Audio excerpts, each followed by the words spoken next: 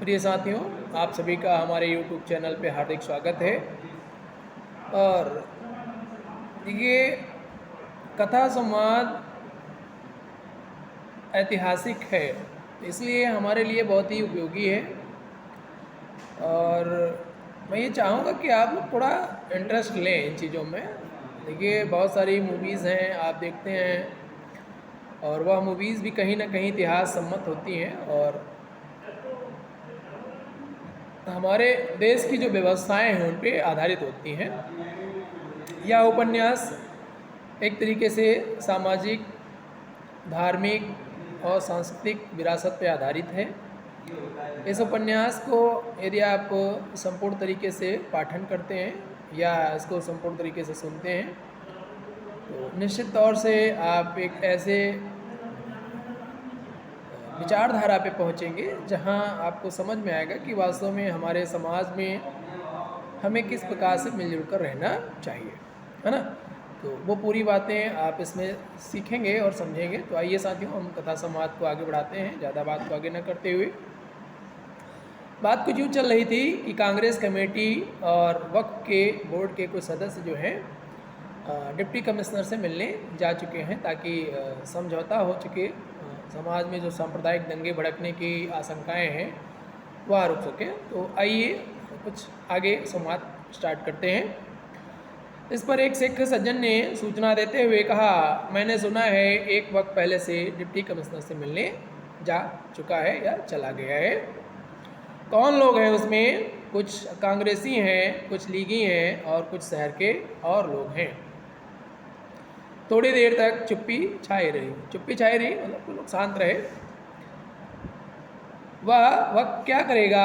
हिंदुओं सिखों को अलग से जाकर मिलना चाहिए। उसे तो यह बताना है कि देखो मुसलमान क्या कर रहे हैं। अगर मुसलमान भी साथ होंगे तो तुम डिप्टी कमिश्नर को क्या कह सकते हो? यह सारा काम कांग्रेसियों ने बिगाड़ा हुआ है। उन्होंने ही मुसल्लों को सिर पर चढ़ा रखा है। शरारत तो बहुत बढ़ रही है, इसमें तो शक नहीं।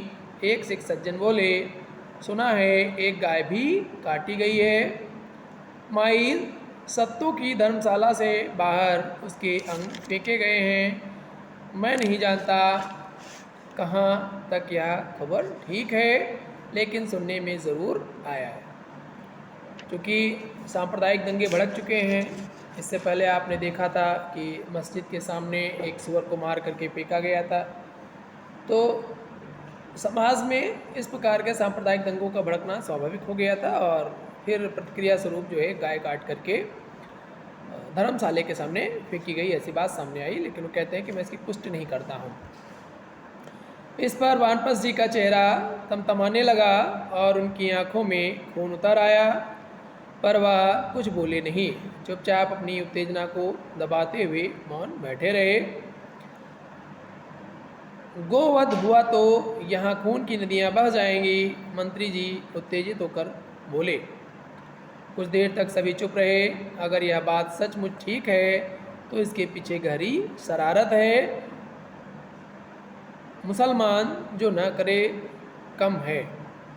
और ऐसे व्यंग्यपूर्ण संवाद अब हमारे सामने उपन्यास में आने लगे हैं। इस पर शहर के हिंदू सिखों को व्यापक रूप से संगठित करने, आत्मरक्षा की साक्षी योजना बनाने के लिए सुझावों पर विचार किया जाने लगा। मोहल्ला कमेटियों की क्या स्थिति है? एक सज्जन ने पूछा। यहाँ मोहल्ला कमेटियाँ बनाना बड़ा मुश्किल काम है। सभी मोहल्लों में मुसलमान घुसे बैठे हैं। यह शहर ही इस बेडब्बे से बना है कि हर मोहल्ले में हिंदू भी रहते हैं और मुसलमान भी रहते हैं। मोहल्ला कमेटियाँ क्या बनाओगे? हर बात की खबर मुसलमानों को हो जाती है। 1926 के फसादों के बाद 2-3 मोहल्ले ऐसे बने हैं जिनमें हिंदुओं ने आंखें खोलकर मकान बनवाए हैं, जैसे नया मोहल्ला, राजापुरा आदि, जो अलग से हिंदुओं सिखों के हैं, वरना सभी में मुसलमान घुसे हुए हैं। मोहल्ला कमेटियों के बारे में देर तक गंभीरता से विचार हुआ। एक उप समिति भी बनाई गई जो फौरन इन मोहल्ला कमेटियों के साथ संपर्क स्थापित करे। ऐसी योजना पर भी विचार किया जाने लगा कि खतरे के वक्त यह संपर्क कैसे कायम रहे। तभी एक वयोवृद्ध सज्जन ने सुझाव दिया, शिवालय पर लगे घड़ियाल की जांच भी करवा लीजिए। क्यों, उसे क्या हुआ है? यूं ही एहतियात के लिए रात के वक्त ही खतरे की घंटी बजानी पड़ जाए तो कम से कम वह काम तो करता हो। या ना हो कि रस्सी खींचो तो रस्सी ही टूट जाए, घड़ियाल ही ना बजे। शहर के ऐन बीचों बीच एक टीले पर स्थित शहर का पुराना मंदिर था। उसी को लोग शिवाला कहते थे। आसपास दुकानें थीं। वहीं पर मंदिर के ऊपर यह घड़ियाल भी किसी ज़माने में लगाया गया था। अरसा भी तो बहुत हो चुका है, वयोवृद्ध कह रहे थे। सन 1927 में लगवाया गया था, या शायद इससे भी पहले। इस पर एक सज्जन के मुंह से सहसा निकल गया, ना ही बजे तो अच्छा है, भगवान कभी न बजवाए, है ना। इसी भाव ने हमें कायर बना दिया है। वानप्रस्थ जी तुनक कर बोले, बात बात पर खतरे से डरना, इसी कारण म्लेच्छ हमारी खिल्ली उड़ाते हैं, हमारे युवकों को कराड़ और बनिया कहकर पुकारते हैं। लोग फिर चुप हो गए। धारणाएं जरूर सभी उपस्थित लोगों की एक जैसी थीं, लेकिन वे वानप्रस्थ जी की भांति उत्तेजित नहीं थे। वे भी मानते थे कि मुसलमान शरारत करेंगे, लेकिन वे यह भी नहीं चाहते थे कि फसाद फूट पड़े, क्योंकि इससे सचमुच हिंदू सिखों की जान और माल को खतरा था। दूर तक उपायों और साधनों पर विचार होता रहा, रक्षा संबंधी उपायों पर भी और फसाद को रोकने के उपायों पर भी। अनेक सुझाव पेश किए गए। मोहल्ला कमेटियां बनाई जाएं, वॉलंटियर कोर बनाए जाएं जो शहर के सभी हिंदुओं सिखों के संगठनों के बीच संपर्क रखें। कड़वे तेल के अतिरिक्त रेत और पानी का इंतजाम किया जाए। इस गंभीर विचार विमर्श के बीच बार बार किसी राग की स्थायी पंक्ति की भांति वयोव्रत अपना सुझाव बार बार दोहरा देते। ओ भर्राओ, डिप्टी कमिश्नर से मिलो, पानी भी ना पियो, डिप्टी कमिश्नर से मिलो। यहीं से उठकर कुछ लोग उसके पास चले जाओ, मैं भी साथ चलने के लिए तैयार हूँ। अंत में यही तय पाया कि मंत्री जी पीछे रुक जाएं। तेल और कोयला और लाठियों से संबंधित निर्णयों के बारे में घर घर चपरासी भेजकर सदस्यों को सूचित करें। अन्य संगठनों से संपर्क स्थापित करें। चौकीदारों के लिए गोरखों का प्रबंध करें। शिवालय वाले घड़ियाल की मरम्मत के लिए सनातन धर्म सभा के मंत्री जी से बात करें। युवक सभा को चौकस करें, जबकि अंतरंग सभा की बैठक में भाग लेने वाले अन्य सभी सज्जन उसी वक्त टांगों पर बैठकर डिप्टी कमिश्नर के बंगले की ओर रवाना हो जाएं। वानप्रस्थ जी को छोड़कर, क्योंकि आध्यात्मिक उपदेश देने वाले और सफ़ेद बाना पहनने वाले वानप्रस्थ जी का यह काम नहीं है कि दुनियावी बखेड़ों में गृहस्थियों के पास घिसटते फिरें। और इस प्रकार से साथियों दृश्य बदलता है। सभी साथी सांप्रदायिक दंगों से बचने का उपाय सोच रहे हैं, और हिंदू मुस्लिम सभी। तो दृश्य बदल रहा है, देखते हैं नया दृश्य क्या आ रहा है। घर पर पहुँचे तो दानवीर प्रधान जी को पता चला कि बेटा घर पर नहीं है। उनका माथा ठनका कि कहीं अभी से उस आंधी की लपेट में तो नहीं आ गया है जो इस शहर में उठने वाली है। जिस समय वह घर की ओर लौट रहे थे, उसी समय रणवीर अखाड़ा संचालक मास्टर देवव्रत के पीछे पीछे शहर की तंग गलियों में से एक गली के बाद दूसरी गली पार करता हुआ चला जा रहा था। मास्टर देवव्रत के बोझिल बूटों की टाप गलियों की दीवारों के साथ टकरा टकरा कर गूंज रही थी।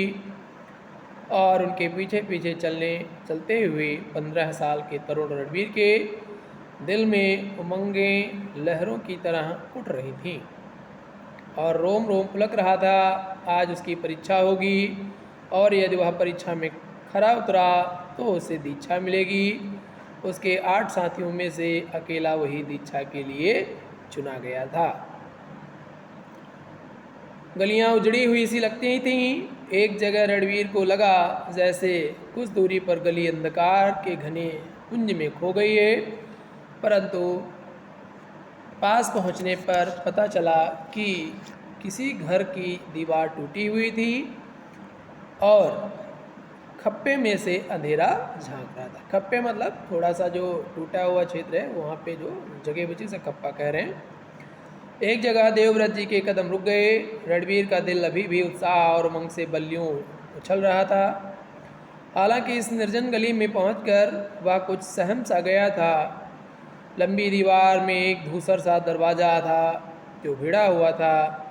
मास्टर जी ने हाथ बढ़ाकर दरवाजे को धकेल कर खोल दिया। सामने एक चौड़ा सा आंगन था जिसके पार एक कोठरी के दरवाजे पर टाट का पर्दा लटक रहा था।